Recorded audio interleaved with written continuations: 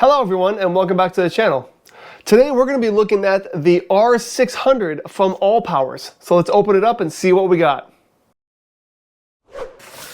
Okay, the first thing that you see is the claim your warranty activation, and this is actually like a pamphlet that has all your information inside, which is going to be your visit us on Facebook and the manual.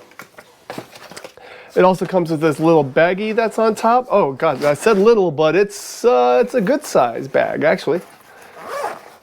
And this bag has a beige AC power cord, and that's it. All right, and the only thing else in the box is the power station. Okay, and right out of the box, the one thing I like about this so far is the color. It's not your basic black power station color. It is beige, and it really makes it stand out. I think it looks elegant almost. Another thing I noticed right out of the box is I like how it has this hard handle that lays flat. You have your wireless 15-watt charger right here. It has all of your outputs on the front right here, along with a light and a power button. On the side is all your inputs, and it is either an AC adapter right here or a XT60 connection right here, which is nice. Another thing I noticed is that this thing is vented. There's vents all over this thing, so it looks like it has plenty of airflow going through it. Let's see, the back is absolutely nothing, and the bottom just has information about the power station itself. All right, so let's look at the front in a little bit greater detail. All right, and what we have is, well, first we have our cigarette lighter port right here. It's a 12-volt, 10-amp port. And then also with the DC side, we have two USB-Cs that are rated at 100 watts output. And then we have two USB-As, which are rated at 18 watts output. So those are all very nice. It also has a screen, a light button right here, a power button, and then we have two AC outlets right here, and they are rated at between 100 and 120 volts, and they will give you 600 watts with a 1200 watt surge. And it does claim to have a pure sine wave. We'll be checking that. And then on the input side, like I said before, we have our AC input right here. We have our DC input, which is an XT60. And then we have a circuit breaker reset button right here in case there's any kind of faults. And then on the top, we do have the handle, which is nice. It lays flat, like it makes it so it protrudes out, but it will also lay flat. And you have your 15-watt wireless charger. The dimensions of this power station, it is 11.2 inches in length. The height is 7.6 inches, and the depth is 7.5 inches. And it weighs in right at around 12.3 pounds. All right, let's go ahead and turn it on and see what we get. Okay, the display turns on. It shows that we are at a 74% state of charge. We have 0 input and 0 output, and it shows time remaining is 3 days in this current configuration. If we turn on the USB, okay, so a short press turns on the USB part of the power station, and it does show a little car charger and a USB port right there. So this button turns on the cigarette lighter, and it also turns on all of these USB ports right here. And it's just a quick press to turn that on and off. If you long press it, it will turn on the Bluetooth symbol. So I'm guessing when we connect it to the ALLPOWERS app, we will be able to find it quite easily. Let's go ahead and turn that off. Okay, when you turn on the AC side, okay, it does show that it's at 60 hertz. It does show a little plug right here, so it shows that the AC is on. And the remaining actually went down to 17 hours. And that is because of the built-in inverter inside is actually being powered right now. So you definitely don't want to leave this on if you don't need it on. And nothing happens if you long press on the AC button. Okay, the light All right, it gives you a light. If you press it again, I think it makes it brighter. Press it again, and it gives you the SOS symbol. Press it again, and it turns off. And if you do a quick press, it will turn the screen off, but if you do a long press, it actually shuts the power station off completely. I forgot to mention, when you do turn on this button, it does turn on the wireless charger as well. I also wanted to mention that this ALLPOWERS R600, it gives you 299 watt hours of capacity. That is a bit larger than the BLUETTI EB3A, which only gives you 268 watt hours. But to find out what its true capacity is, we're going to start doing some capacity tests. And to do that, we're going to charge it up to 100%, and then we're going to do a capacity test on the DC side and a capacity test on the AC side to see what our conversion rates are and what our true capacities for using these ports should be. Alright, well, I've been charging this ALLPOWERS R600 for probably 2 hours. And it shouldn't take that long, and it's been sitting at 99% and an input of 78 watts for at least an hour. So I don't know what's going on here. It shouldn't be doing this. I don't know if like the state of charge indicator is just all screwed up. But what I'm gonna do is I'm gonna go ahead and unplug it, and we're gonna see it just switched from 78 to 76. So that way I'm like, okay, this thing's not stuck. It's not just frozen like this. But it shouldn't, the state of charge should not be that far off. And I mean, it could be. It could be at the very beginning of, the first cycle that you put it through, it's got to kind of calibrate. It's been charging, I mean, because it will charge at like 300 watts, but it's been charging at 76 watts for over an hour. So to me, that's just kind of concerning. So let's go ahead and just unplug it and see what happens. It stops charging. Everything goes back down to 0, which is totally expected. It's still at 99%. And let's go ahead and plug it back in. It takes about 3 seconds for it to click together to make sure that everything's right, and then it starts charging again. And it's right back to charging at 76 to 78 watts. So if you have purchased one of these R600s before, let me know in the comments, and let me know if this is something that happened to you, that your first charge you're kind of like, wow, this is taking forever to get to 100%.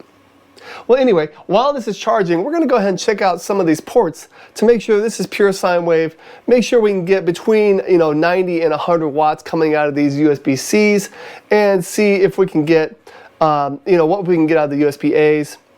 The cigarette lighter, I'm not really too concerned about. You should be able to get 12 volts at 10 amps out of that. But I will be plugging in a DC vacuum that likes to break those cigarette lighter adapters that come with portable power stations. It doesn't break them. It just, the power station freaks out. It's too much power.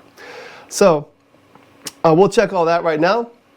And the first thing I'll do is I'm just going to put my phone on top of the wireless charger just to make sure that it's a nice easy transition. Go ahead and turn that on. All right. And it did said fast wireless charging, but of course my phone's at like 83% right now, so it's slowing it down, but it is definitely working. All right, next thing we're going to test is the power of these USB-C ports. It does say that they're only DC outputs, so they are not bidirectional. You can't charge from these. So now I have the Pecron E300 LFP. It can accept 100 watts in its power delivery port. So we're going to go ahead and just connect those together and see what we get. That right there is perfect. It is outputting 99 watts and the Pecron is accepting 96 watts. So these USB-Cs can definitely give you 100 watts, the amount of wattage that you need. All right, and with the USB-A, I'm actually getting 14 watts of output charging my phone. All right, and to test the cigarette lighter ports, I always use this DC vacuum right here. It's by This Works. I mean, it does work pretty well, man, but it pulls a lot of amperage. So let's go ahead and plug it in, turn it on. It's gonna be loud.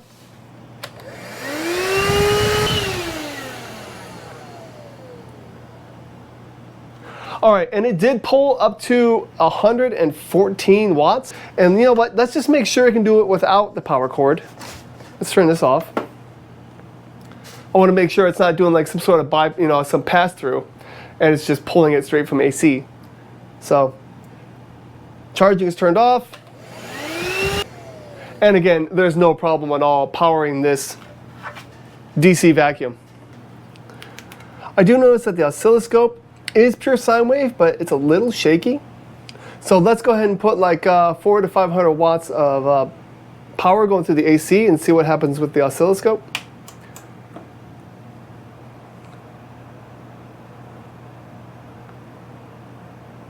And it still looks fine. It doesn't matter. We're pumping out 480, 500 watts, and the wave did not change at all. And this also proves that this does have pass-through charging, so you can charge it from AC and use the AC at the same time. That's excellent. All right, while we're waiting for this thing to get to 100% still, let's go ahead and check out the app. Okay, let's put it up on the screen, and you'll need to download the ALLPOWERS app from either your Google Play Store or your iPhone App Store. And in the user's manual, there are QR codes right there, so it makes it very easy to download. All right, once you get that downloaded and set up, you can just go and click on Bluetooth device, and you'll want to make sure that your Bluetooth is turned on. That's just by long pressing the DC power button. We'll turn it on and off. But let's go ahead and hit the plus sign on the Bluetooth. This will kind of tell you exactly what you need to do, so you just hit next. It's scanning, and it will find the AP R600 version 2. At least that's what version I'm on. I'll click on it, and now I am connected to the R600. You can see that oh my God, hey, 100%, yay! Okay, the battery is at 100%. It says that it can sit like this for 4 days and 6 hours. It shows inputs and outputs. They're both 0 watts. The AC, the DC, and the lights you can turn on from the app, just like that. You can change it from 50 to 60 hertz on the AC side. And let's see what this little hamburger up at the top. It shows work mode. We have 3 sets. We have mute mode, which is kind of like a slow mode, and it will only charge at about 100 watts. Now, standard mode, it will charge around 300 watts. And then if you put it in fast mode, which everybody wants to do, it will charge it at 400 watts from the AC side.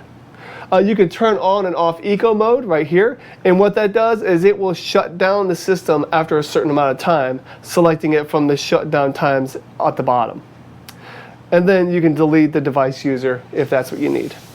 So the app's pretty simple, but it can be pretty useful if this is kind of like across your tent and you need to turn on a light, something like that. You can do it right from the app. Okay, now that our R600 is at 100%, I'm glad it did. I was really starting to get concerned. I'm going to go ahead and do the AC capacity test first, just by using an AC power monitor, so we can capture the amount of kilowatts that we get out of this power bank compared to what it says we should get. So I'll go and do that. And then after that, we'll do the same capacity test, probably using the barrel port and just a DC battery capacity tester that I have. So let me go ahead and get the AC all hooked up and get that finished, and I'll let you know the results. All right, well, the AC capacity test is done, so let's go ahead and boot up the AC and see what the meter says. And like I said before, this has a 299 watt hour capacity. All right, and our final number is 0.235 kilowatt hours. It's right there in the purple, if you can see it. I don't know if you can. You might be able to see it now.